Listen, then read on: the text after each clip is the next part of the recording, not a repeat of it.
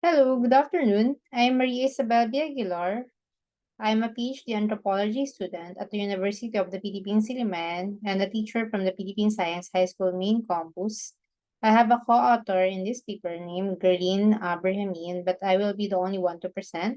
Our paper is entitled Urban Poor as Agents of Change, the Successful Community Organizing of Nagkakaisang Mamamayan ng Legarda, or United People of Legarda in English, and just CM Robredo Village Homeowners Association, or JMRVHOA. The Philippines is known for its long history of civil society movements. Since there are a lot of civil society organizations in the country, there is a high expectation that their presence would create a significant change. Despite their numbers, some say that the impact of their activities cannot be felt and that they are not really providing long-term solutions to societal problems.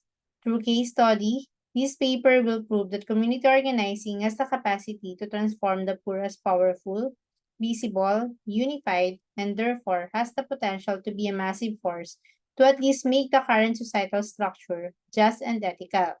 One example is the People's Organization of the Urban Poor called Nagkakaisang Mamamayan ng Legarda or NML.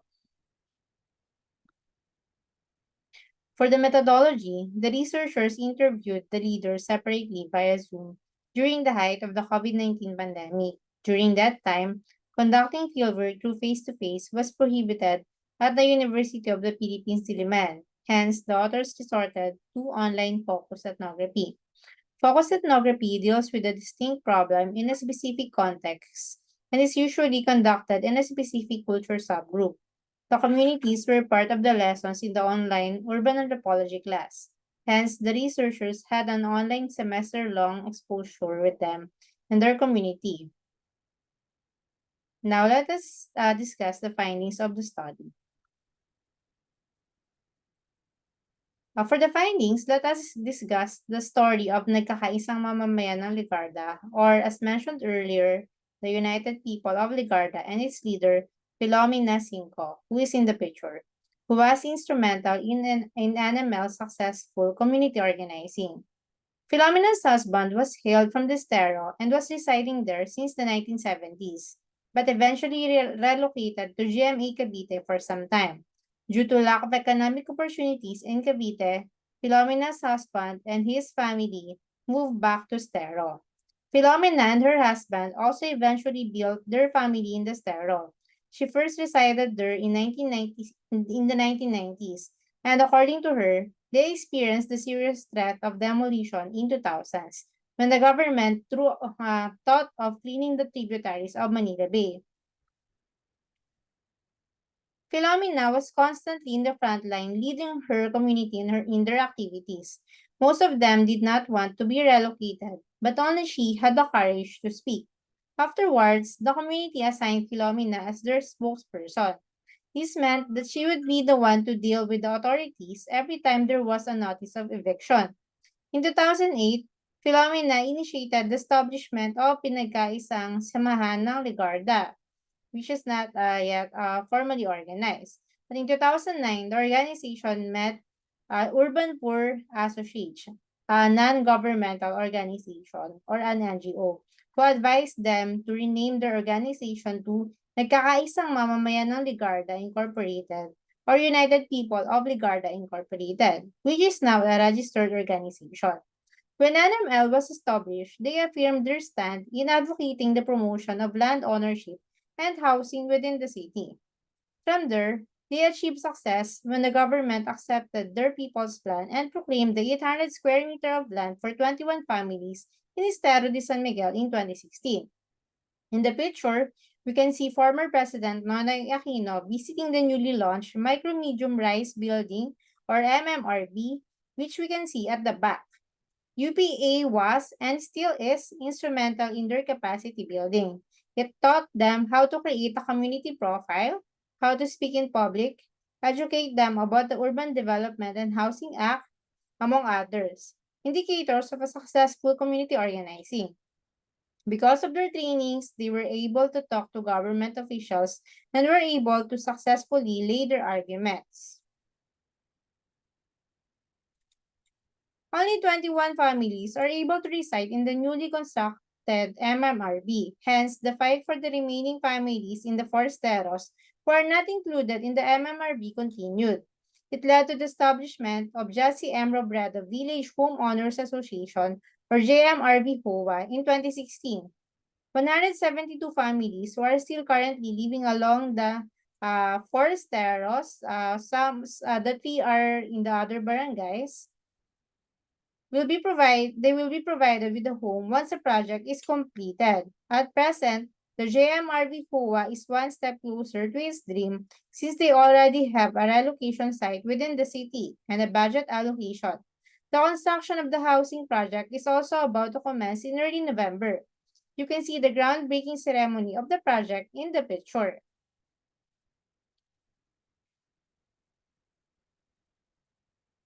Aida, who is the president of the JMRV FOA, has been serving as the president for 5 years now.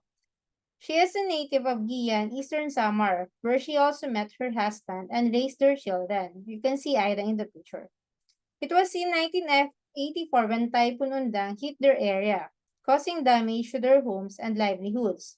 That's the reason why they decided to go to Manila, take a chance, and follow her sister who had always lived in the Stero.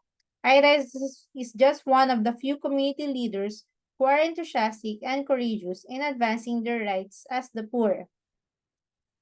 Being the president of the organization, it had a huge impact in her life as an individual, a wife, a mother, and a Filipino citizen. This brought about a significant change in her personality, especially when they got to know UPA.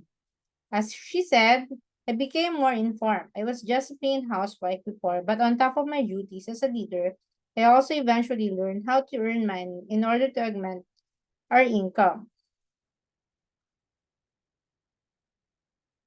We can see from NML and JMRVHOA experience that various factors of a successful community organizing are present, such as people's participation, organizer, tactics, and church support, as we will discuss in this section.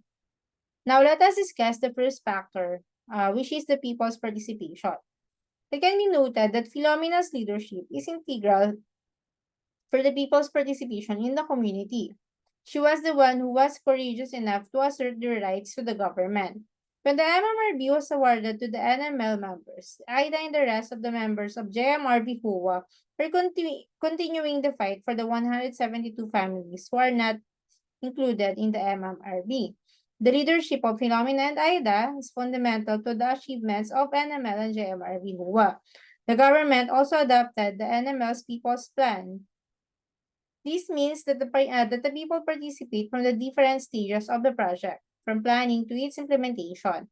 According to Rasilis, the program results are more successful if the people are totally involved in the project, since it will conform more to their aspirations and it is more likely that they will take care of it.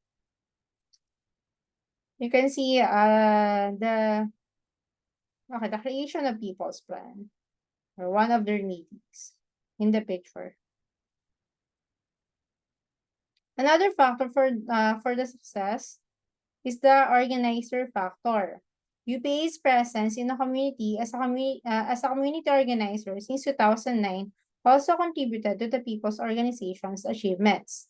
The community became more confident when UPA began teaching them skills that they need, such as public speaking, lobbying to the authorities, writing letters, among others. UPA was able to connect NML and JMRB FOA with various government and private entities. Aside from what were mentioned, UPA provided an assistance to the community by asking for the help of architect Filino Palafox Jr., who made the first conceptual design of the Stero housing. Eventually, they were able to meet with former President Pinillo Aquino to present their proposed on-site housing project. You can see the vision of the UPA in the picture. And their logo as well. Next factor for their success is the tactics. UPA also helps them in their mobilizations. Among the things that they do is a protest called Panunuluyan ng mga Maralita wherein they reenact the search of Mary and Joseph for shelter before Jesus Christ was born, which according to UPA depicts the people's own aspirations for decent housing, basic services, justice, and human rights. Another one is a Lenten protest called Kalbaryo ng Maralita, in which they reenact Jesus' journey to Calvary, where he was crucified. This is done to spread awareness about the struggle of the poor to sustain their daily lives, not just in terms of food and their basic necessities, but even the constant threat of demolition to them.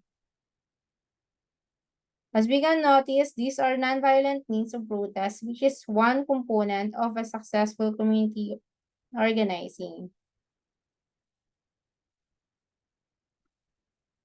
Another factor for their success is church support. As mentioned, the members of the NML were affiliates of the Marian Peace Crusades before, and they parade the statue of the Virgin Mary every Saturday. This shows that they were already organized, yet informally, through the church. These activities serve as the basis for their organization to operate. The support of the church personalities also provided an additional safeguard for the community. Now, let us discuss the social reproduction theory as part of the analysis. Social reproduction refers to the set of processes by which the classes in an unequal society tend to replicate their status from one generation to the next, and to the way various social institutions, such as education, politics, and economy, tend to ensure such replication. This can be seen in NML and JMRVHOA, grounding from the observation and the interview conducted from the leaders of the community. First, we can see how JMRVHOA follows the steps that the NML has to attain its desired, proper, and affordable housing. Like NML, it was also guided by the UPA in all processes, developments, and progression towards project accomplishment. Second, the pattern of having women leaders can also be recognized. Traditionally, social reproduction has been positioned as the interface between a reproductive sphere, or in the home, and a productive sphere, or in the workplace. But in Philomena and Ida's case, being involved in both spheres is clearly manifested. And third, it is interesting to know from the interview that most of the children of the members of NML and JMRVHOA have already graduated in college and in turn now assist them in community activities. With the help of education, the cycle of misery, suffering, and ignorance of their community that's been happening for decades will finally end. Now, it's also important that the role of the government, and private sectors, NGOs, and international organizations are also assessed. The process of co-production is evident in the experience of NML and JMRV-HOA. Co-production theory is defined as a process through inputs used to produce a good or service are contributed by individuals who are not in the same organization. Hence, it is when people from various organizations like the government and the NGOs help one another to come up with projects or services that would be beneficial for the community, like constructing a decent housing for the informal settlers. UPA's role as the intermediary between the community and various government agencies and private entities is vital for the success of MMRD. As evidence, the government support is always needed for this kind of initiative as it possesses all the resources needed. For instance, allocating funds and coordinating with various offices to expedite the completion of the project. Meanwhile, UPA is also connected with the various international movements focused on uplifting the lives of the poor. As mentioned, the housing problem and poverty in general are interconnected social issues directly caused by underlying structures in society. The neoliberal mechanism.